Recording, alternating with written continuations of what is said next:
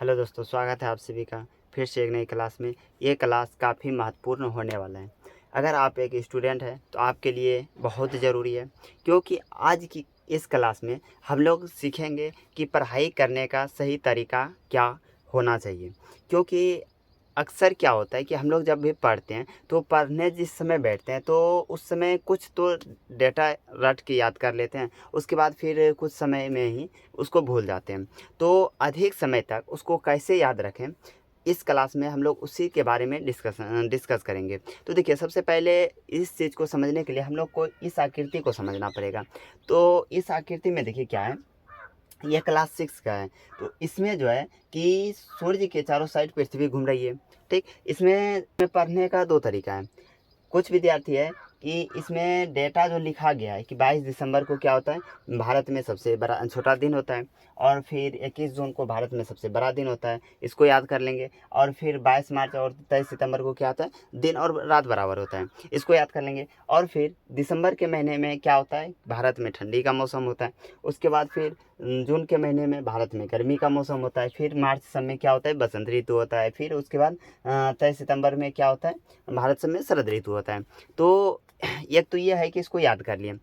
और फिर दूसरी कहाँ थी है कि इसको, ये सब जो हो रहा है, परिवर्तन हो रहा है, तो ये क्यों हो रहा है और ये कैसे हो रहा है। पृथ्वी अगर सूर्य के चारों साइड घूम रही है तो ये पृथ्वी में इसके मौसम में परिवर्तन हो रहा है। तो ये परिवर्तन कैसे हो रहा है या क्यों हो रहा है, तो इसको समझने का प्रयास करते हैं। आखिर इसी समय में दिसंबर में ही भारत में क्यों ठंडी पड़ता है या जाड़े का मौसम रहता है 22 मार्च को, फिर यहाँ बसंत, आखिर बसंत ऋतु कैसे होता है। और फिर देखेंगे कि जून में भारत में ही गर्मी क्यों होता है, या फिर अगर भारत में गर्मी हो रहा है तो क्या हर जगह गर्मी होगा, या फिर कि भारत में अगर सबसे बड़ा दिन हो रहा है तो क्या हर जगह या हर एक देश में सबसे बड़ा दिन ही होगा। तो इस चीज़ को जो है ना, इस डायग्राम के मदद से हम लोग समझने का प्रयास करते हैं। तो सबसे पहले देखिए कि ये जो है ना, ये सब परिवर्तन जो होता है कि हमारी पृथ्वी जो है अपने अक्ष पे 23.5 डिग्री झुकी हुई है, जिसके कारण कि ये सब परिवर्तन होता है। तो इसमें सबसे पहले है कि देखिए, हमारी पृथ्वी पे जो है ना कुछ लाइनें खींची गई है। कुछ लाइनें मतलब कि ये पृथ्वी पे काल्पनिक रेखाएं खींचा गया है। इसमें ये पृथ्वी पे कहीं खींचा नहीं गया, इसको सिर्फ माना गया अध्ययन के लिए। इसको ग्लोब पे या मानचित्र पे इसको खींचा गया। तो इसमें देखिए, सबसे पहले पृथ्वी के बीचों बीच एक 0 डिग्री का लाइन खींचा गया, जो कि पृथ्वी को 2 भागों में बांटती है। ऊपर वाले हिस्से को उत्तरी गोलार्ध और नीचे वाले हिस्से को दक्षिणी गोलार्ध कहते हैं। फिर उसके बाद 0 डिग्री से ऊपर 23.5 डिग्री पे भी एक मुख्य रेखा है, जिसको कर्क रेखा कहते हैं, 23.5 डिग्री पे। और उसके बाद 0 डिग्री से नीचे दक्षिणी गोलार्ध में भी एक 23.5 डिग्री का लाइन है, जिसे मकर रेखा कहते हैं। तो देखिए, तो जब सूर्य के पूर्व दिशा में पृथ्वी रहती है तो उस समय देखिए क्या होता है, ये दिसंबर का महीना है, इस समय दिसंबर का महीना चलता है भारत में। और उसके बाद है कि इस समय जो है ना, भारत में सबसे छोटा रात होता है 22 दिसंबर को। और फिर शीत यानी कि जाड़े का मौसम होता है। तो इसको समझने का प्रयास करते हैं कि आखिर यहाँ पे जाड़ा क्यों रहता है, और क्या प्रत्येक जगह 22 दिसंबर को जाड़े का मौसम रहता है, या फिर सिर्फ भारत में होता है। तो देखिए, इसको सबसे पहले समझते हैं इसमें कि यहाँ पे छोटा दिन कैसे होता है। ये जो है, सूर्य की प्रकाश इस समय दिसंबर के महीने में इस क्षेत्र में लंबवत पड़ती है लगभग।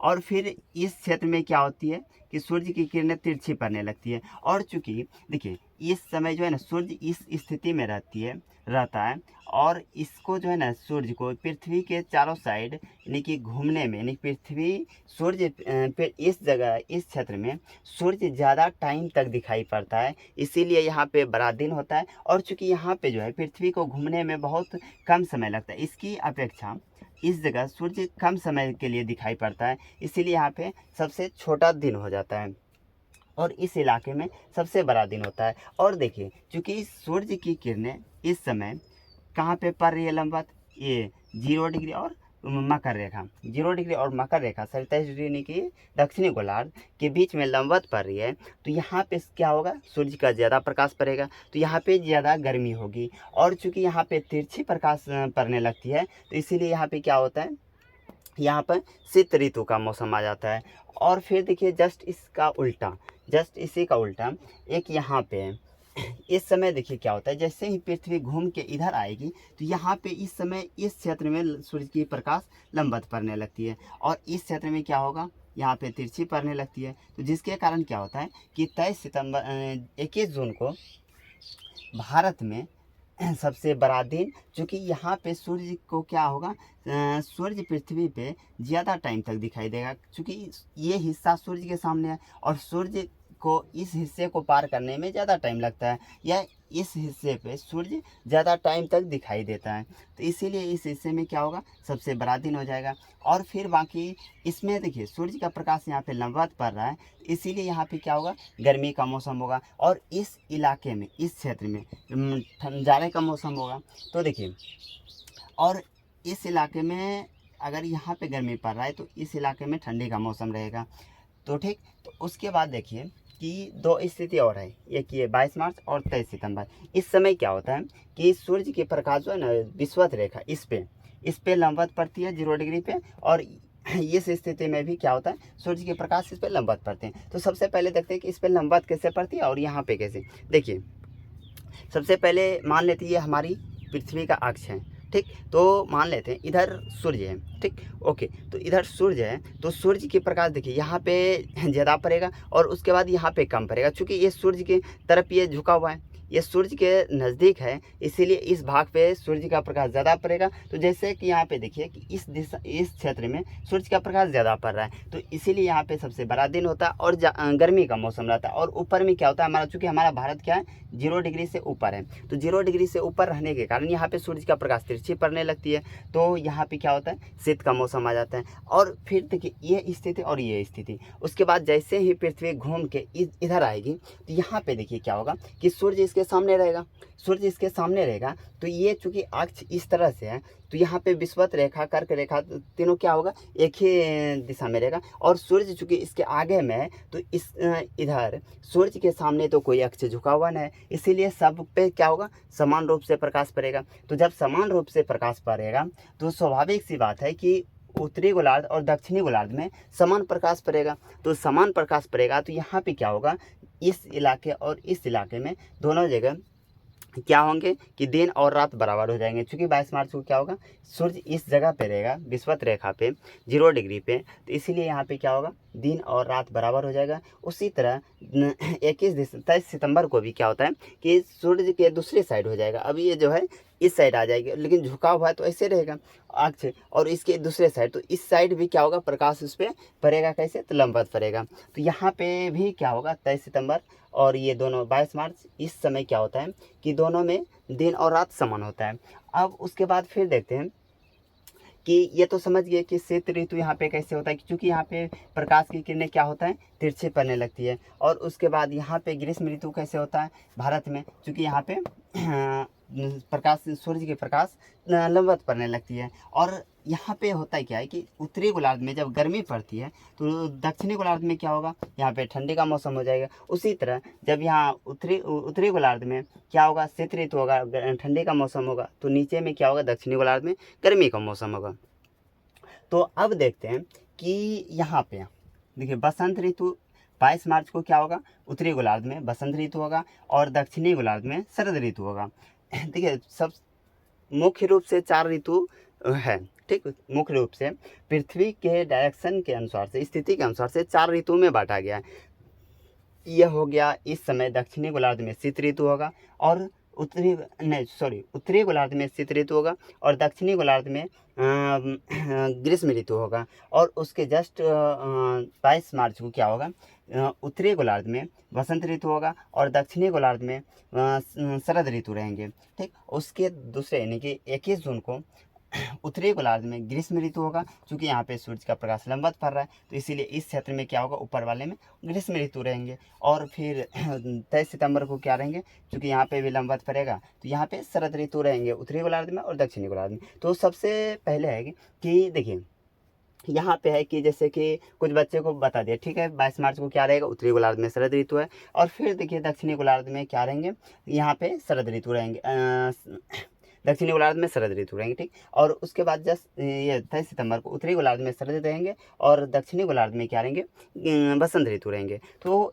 आखिर इसमें ऐसा क्यों हो रहा है? जो देखिए, जो विद्यार्थी अगर इसमें क्या है कि विद्यार्थी को ये चाहिए कि जब ये और ये स्थिति दोनों सेम ही है तो फिर कि उत्तरी गोलार्ध में ही इस स्थिति में वसंत क्यों हो रहा है और इस स्थिति में शरद ही क्यों हो रहा है, ठीक। तो इसको समझने का प्रयास करते हैं। सबसे पहले देखिए, चूंकि वसंत ऋतु जो है वो शीत ऋतु के बाद आता है, ठीक।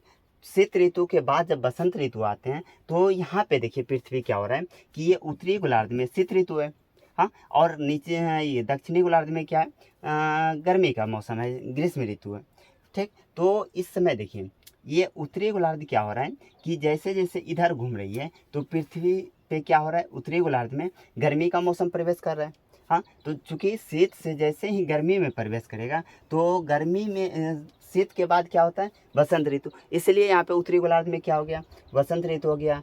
और फिर देखिए चूंकि दक्षिणी गोलार्ध में क्या हो रहे हैं कि यहाँ से अब क्या हो रहा है, ये गर्मी से ठंडी में बदल रहा है, तो इसीलिए यहाँ पे क्या होगा, शरद ऋतु हो जाएगा। फिर यहाँ जैसे आएगा तो यहाँ देखिए, यहाँ पे उत्तरी गोलार्ध में क्या हो जाएंगे कि यहाँ पे ज़्यादा गर्मी पड़ने लगेगा तो यहाँ पे ग्रीष्म ऋतु हो जाएगा और फिर दक्षिणी गोलार्ध में शीत ऋतु हो जाएंगे।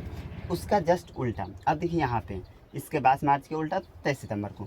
अब देखिए उत्तरी गोलार्ध में क्या हो रहा है कि यहाँ गर्मी आ गया, अब गर्मी से फिर क्या हो रहा है, ठंडी में परिवर्तन हो रहा है। तो देखिए गर्मी के जस्ट बाद क्या होगा, शरद ऋतु आ जाएंगे और जैसे ही फिर शरद ऋतु आएगा, शरद ऋतु के बाद जब पृथ्वी 22 दिसंबर के स्थिति में यहाँ पे आ जाएगी तो यहाँ पे क्या हो जाएगी, यहाँ पे शीत ऋतु हो जाएगा, ठीक।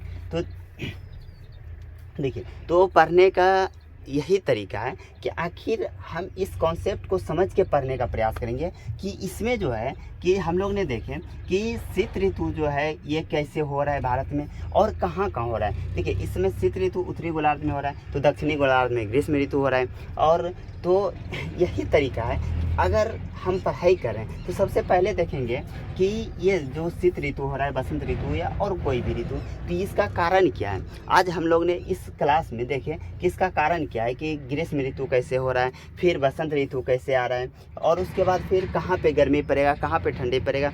तो इसी तरह से जो है ना, विद्यार्थी को चाहे जो भी सब्जेक्ट हो या जो भी टॉपिक हो तो उसको इस तरह से समझ के पढ़ना चाहिए, ताकि जो है ना इस तरह से अगर कॉन्सेप्ट क्लियर रहेगा तो ये है कि अधिक समय ये तो नहीं भूलेंगे। अगर एक दो बार रिवीजन कर लेंगे तो यह और यानी कि अधिक समय तक इसको हम याद रख सकते हैं। और तो एक दो बार पढ़ने के बाद तो फिर लाइफ में कभी भी शायद ही भूलने का मौका हम भूल सकते हैं।